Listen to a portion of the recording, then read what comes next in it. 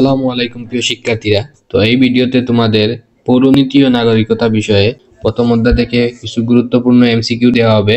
আশা করি তোমরা মনোযোগ সহকারে ভিডিওটা দেখবে, তাহলে তোমাদের প্রথম অধ্যায় সম্পর্কে ভালো একটা ধারণা হয়ে যাবে। চলো আমরা শুরু করি। অধ্যায় 1, রাষ্ট্র পরিচালনার জন্য অপরিহার্য উপাদান কোনটি? ভূখণ্ড, সরকার, সার্বভৌমত্ব না জনসমষ্টি? উত্তর হচ্ছে খ, সরকার। সরকার রাষ্ট্র পরিচালনার জন্য অপরিহার্য একটি উপাদান। উত্তর হচ্ছে খ। 2 নাম্বার, সি বিচ শব্দের অর্থ কি? সি বিচ শব্দের অর্থ হচ্ছে নগর রাষ্ট্র। উত্তর হচ্ছে খ, সি বিচ শব্দের অর্থ নগর রাষ্ট্র।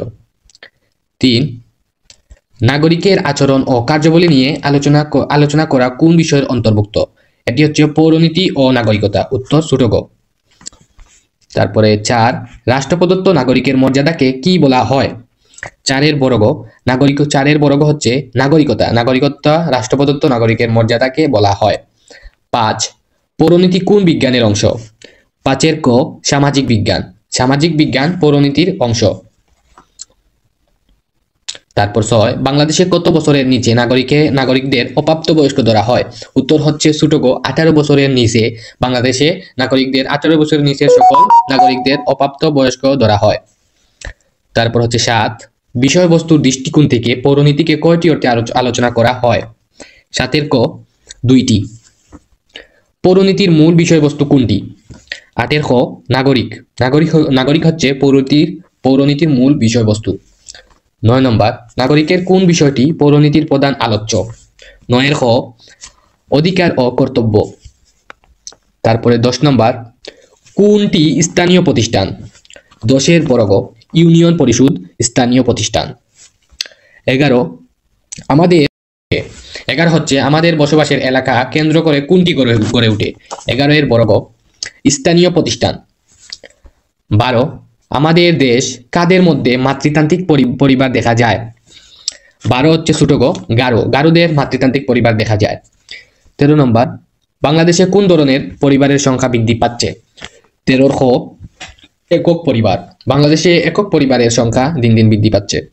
14 নম্বর, পরিবার কোন ধরনের প্রতিষ্ঠান? উত্তর হচ্ছে খ, সামাজিক প্রতিষ্ঠান। পরিবার হচ্ছে একটি সামাজিক প্রতিষ্ঠান। 15 নম্বর, সন্তান জন্মদান ও লালন পালনের জন্য সংগঠিত ক্ষুদ্র বর্গকে পরিবার বলে। এই উক্তিটি কার?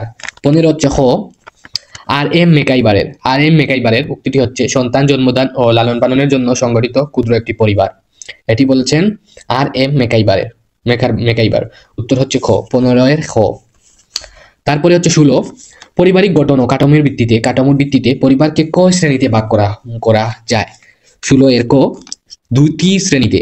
পরিবারকে গঠন ও কাঠামোর ভিত্তিতে 2 শ্রেণীতে ভাগ করা যায়। 16 ক।